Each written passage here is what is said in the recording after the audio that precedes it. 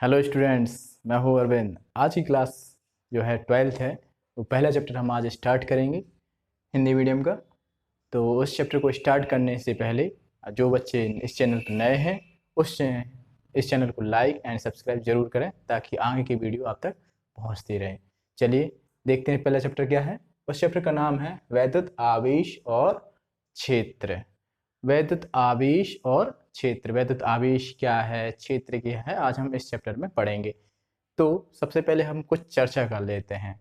आपने देखा होगा कि जो बच्चे होते हैं, छोटे बच्चे, वो फाइबर की कुर्सी पे बैठे रहते हैं, पीछे से रूमाल मारते हैं और वैसे कहते हैं टच करो। टच करने से उसको एक करंट का, एक इलेक्ट्रिक छोटा सा झटका लग जाता है। देखा है। एक मैं दूसरा एग्जाम्पल दे रहा हूँ। गर्मी के समय में चादर सूखने के बाद जब हम घर के अंदर लाते हैं और उसको थोड़ा सा क्या करते हैं, फटकारते हैं, है ना, तो उसमें क्या होता है, कुछ चिंगारी सी निकलती है, चमक सी निकलती है। ऐसा क्यों होता है? आप टीवी स्क्रीन पे कभी अपनी फिंगर रखना, उंगली रखना, तो वहाँ पर थोड़ी सी आवाज़ वगैरह भी या हल्की सी स्पार्किंग आपको देखने को जरूर मिलेगी। तो ये कारण क्या है? उसका मुख्य कारण जो है वो है आवेश। ठीक है। तो आवेश कैसे बना, कैसे वो काम कर रहा है, वो सब चीज़ें हम इसमें पढ़ने वाले हैं। ठीक है। तो अब हम स्टार्ट करते हैं इसके इतिहास के बारे में। तो सबसे पहले जो एक वैज्ञानिक थे, थेल्स, 6वीं शताब्दी के वैज्ञानिक थे, थेल्स थे, यूनानी साइंटिस्ट माना जाते हैं, यूनानी वैज्ञानिक थे वो। उन्होंने क्या देखा, बाल्टिक सी, एक बाल्टिक सागर है, वहाँ पर बाल्टिक सागर के किनारों पर एक रेजनी पदार्थ था, पीले कलर का, जिसे उन्हें कहते हैं एम्बर। उन्हें उस पदार्थ को देखा और उस पदार्थ को उन्होंने ऊनी कपड़े से रगड़ा और उन्होंने देखा कि ये छोटे छोटे जो डस्ट है, डस्ट मतलब कहेंगे अपन कचड़ा, कचड़े को आकर्षित करता था, कागज के टुकड़ों को आकर्षित करता था। ठीक। उसके बाद कई सालों तक रिसर्च नहीं चली। फिर उसके बाद लगभग 1600 सोलहवीं शताब्दी में एक विलियम गिलबर्ट थे। उन्होंने भी इसी प्रकार के कई पदार्थों को खोजा जो हल्की वस्तुओं को अपनी ओर आकर्षित करते रहे। फिर 1646 में थॉमस ब्राउन ने इसको परिभाषित करना प्रारंभ किया। उन्होंने कहा कि एक ऐसी ऊर्जा जिनके कारण कोई पदार्थ अन्य वस्तुओं को अपनी ओर क्या करता है, खींचता है, उसे ही हम विद्युत या इलेक्ट्रिसिटी कहते हैं। उन्होंने क्या बताया कि पदार्थ में एक ऐसी ऊर्जा जिसके कारण पदार्थ अन्य वस्तुओं को अपनी ओर क्या करने लगता है, खींचने लगता है, आकर्षित करने लगता है। तो इस गुण को ही उन्होंने क्या कह दिया, विद्युत कह दिया, या इंग्लिश में कहेंगे इसको इलेक्ट्रिसिटी कह दिया। जो विद्युत है वो एम्बर से बना हुआ है। किससे बना हुआ है? एम्बर। एम्बर जो पीले रंग का जो रेजनी पदार्थ होता है उसको एम्बर का है, एम्बर से बना हुआ है। और एम्बर जो है ग्रीक वर्ड के इलेक्ट्रम से बना हुआ है। ठीक है। तो ये थोड़ी सी क्या थी इसकी हिस्ट्री। चले हम बात करते हैं विद्युत क्या है। तो विद्युत की परिभाषा आप जानी गए हैं कि विद्युत क्या है, एक ऊर्जा है जिसके कारण कोई पदार्थ अन्य पदार्थ या वस्तु को अपनी ओर क्या करता है, आकर्षित करने लगता है। उसे ही हम कहते हैं विद्युत कहते हैं। और विद्युत आवेश क्या है? यह एक ऐसी भौतिक राशि होती है जिसके कारण कोई वस्तु अन्य वस्तु को अपनी ओर आकर्षित करना प्रारंभ कर दे। उस वस्तु ही को कहते हैं, मतलब उसमें जो यही राशि कहलाती है, आवेश कहलाती है। ठीक है। और ये है जिसके कारण ये गुण आता है, उसकी पूरे जो वस्तु में जो गुण आ जाता है आवेश का, तो इसी को ही हम कहते हैं क्या, आवेश कहते हैं, जिनके कारण वो आकर्षित करने लगती है। चलिए आवेश के बारे में कुछ और चीजें हैं जो अपन पढ़ते हैं। तो आवेश एक जो है कैसी राशि है? आवेश एक अदिश राशि है। ठीक है। आवेश कैसी राशि है? एक अदिश राशि है। आवेश का मात्रक क्या होता है? एसआई मात्रक कूलाम होता है। सीजीएस मात्रक स्थित कूलाम होता है। इसका विमीय सूत्र M0L0T होता है। ठीक है। इसका क्या है, विमीय सूत्र होता है। आवेश कितने प्रकार के होते हैं? तो आवेश जो हैं वो दो प्रकार के होते हैं। एक आवेश होता है धनात्मक और धनावेश, और एक होता है ऋणावेश। ठीक है। आवेश धनावेश और ऋणावेश होता है। आवेश कैसे होते हैं? क्वांटीकृत होते हैं। आवेश कैसे होते हैं? क्वांटीकृत होते हैं। इसका मतलब होता है कि आवेश को आप इलेक्ट्रॉन के पूर्ण गुणज के रूप में लिख सकते हैं। आवेश कैसा होता है? क्वांटीकृत, मतलब आवेश को आप इलेक्ट्रॉन के पूर्ण गुणज, जैसे आपने कहा आवेश ये है Q, तो इलेक्ट्रॉन के पूर्ण गुणज मतलब प्लस माइनस एन। इलेक्ट्रॉन का ये एन क्या है? पूर्ण गुणज, मतलब एन की वैल्यू 1 2 3 4 होगी। एन की वैल्यू कितनी होगी? 1 होगी, 2 होगी, 3 होगी, अप टू डेस।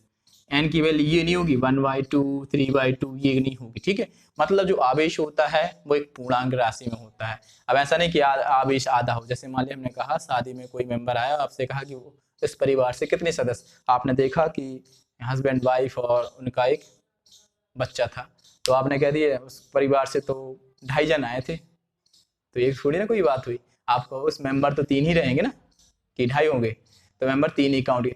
सिमिलरली इसमें आवेश आधा नहीं होता, आवेश पूर्ण होता है। जैसे यहाँ हम क्या रख दें, एन की जगह 1 रख दो, तो क्यू की वैल्यू कितनी होगी? Plus minus 1e। दूसरा रख दें तो प्लस माइनस 2e। इस तरीके से आवेश होते हैं, ना कि आवेश 1/2 1/2 3/2 ऐसे नहीं होते हैं। इसे कहते हैं क्या? आवेश का क्वांटीकरण, ठीक है। आवेश जो होते हैं संरक्षित होते हैं। आवेश संरक्षण मतलब होता है ना तो वो आवेश को आप उत्पन्न कर सकते हैं, ना ही उसको आप मिटा सकते हैं, ठीक है। ना ही आवेश को आप उत्पन्न कर सकते हैं, ना ही उसको आप मिटा सकते हैं। हाँ, केवल उसको एक स्थान से दूसरे स्थान तक क्या कर सकते हैं? उसको स्थानांतरित कर सकते हैं, इसलिए कहते हैं आवेश संरक्षित होता है। आवेश में एक युज्य प्रवृत्ति भी होती है। युज्य मतलब होता है कुल, किसी पदार्थ में जो कुल आवेश होता है हर आवेश के योग के या बीजगणितीय योग के बराबर होता है, इसलिए आवेश कैसा होता है? युज्य होता है, ठीक है। तो ये सब चीजें किसमें थी? आवेश में। अब हमें जो पढ़ना है वो आवेश उत्पत्ति का इलेक्ट्रॉनिक सिद्धांत। देखिए, कोई भी पदार्थ होता है वो परमाणु से मिलकर बना होता है। कोई पदार्थ जो है वो किससे मिलकर बना होता है? परमाणु से मिलकर बना होता है ना। अब मान लो ये है परमाणु। परमाणु में क्या होता है? नाभिक। परमाणु में एक क्या होगा? नाभिक। नाभिक में क्या होता है? प्रोटॉन होता है, और क्या होता है? न्यूट्रॉन होते हैं, ठीक है। और नाभिक के चारों ओर क्या घूमते हैं? इलेक्ट्रॉन घूमते हैं।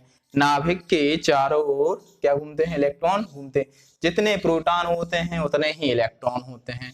नाभिक में जितने प्रोटॉन उतने ही बाहर नाभिक के चारों इलेक्ट्रॉन क्या करते हैं? चक्कर लगाते हैं। इलेक्ट्रॉन और प्रोटॉनों की संख्या बराबर होने के कारण इलेक्ट्रॉन विद्युत रूपेण उदासीन होता है, न्यूट्रल हो जाता है। भैया जितने प्लस उतने माइनस, तो क्या हो गए? वो न्यूट्रल हो जाता है। अब कुछ और चर्चा कर लेते हैं।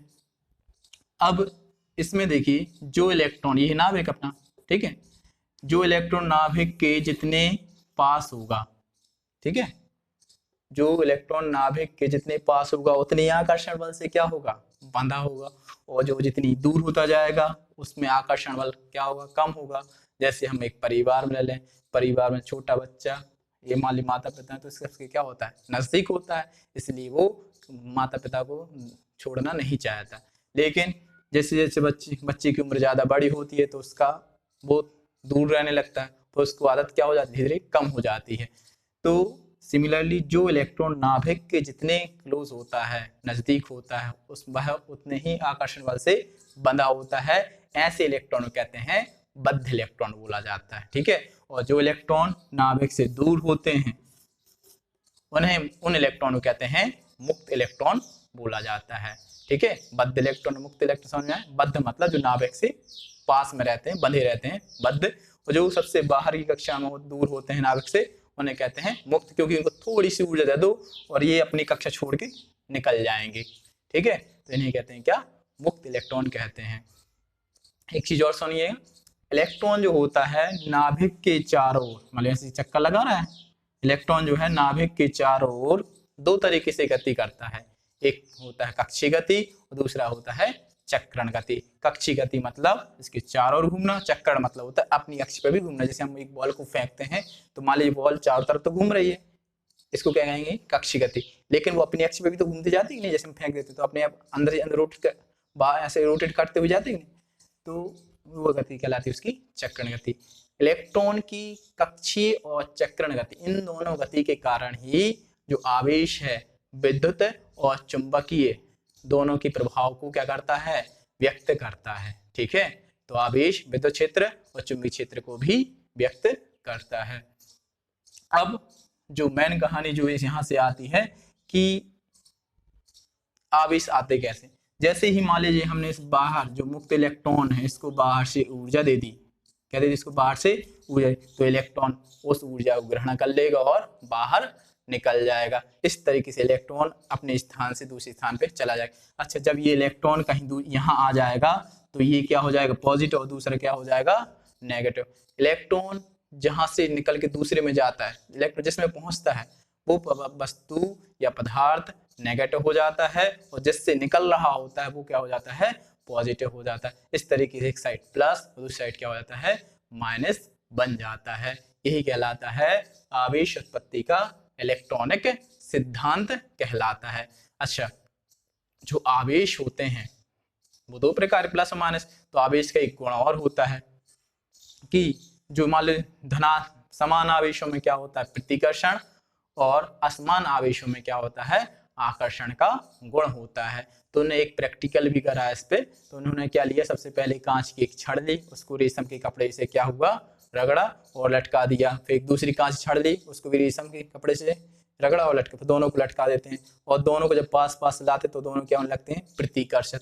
फिर उन्होंने क्या लिए, एक एवोनाइट की छड़ ली और एक ऊनी कपड़े से रगड़ा, फिर एक दूसरी एवोनाइट की छड़ ली, ऊनी कपड़ा से रगड़ा, फिर दोनों को पास पास रखा तो दोनों भी क्या हो रहा है, प्रतिकर्षक। फिर उन्होंने क्या करा, एक कांच की छड़ एक एवोनाइट की छड़, फिर उनको क्या करा, पास पास लाया तो दोनों क्या होने लगे, आकर्षित होने लगे। तो इसका मतलब ये हुआ कि विपरीत आवेशों में क्या होने लगा, आकर्षण।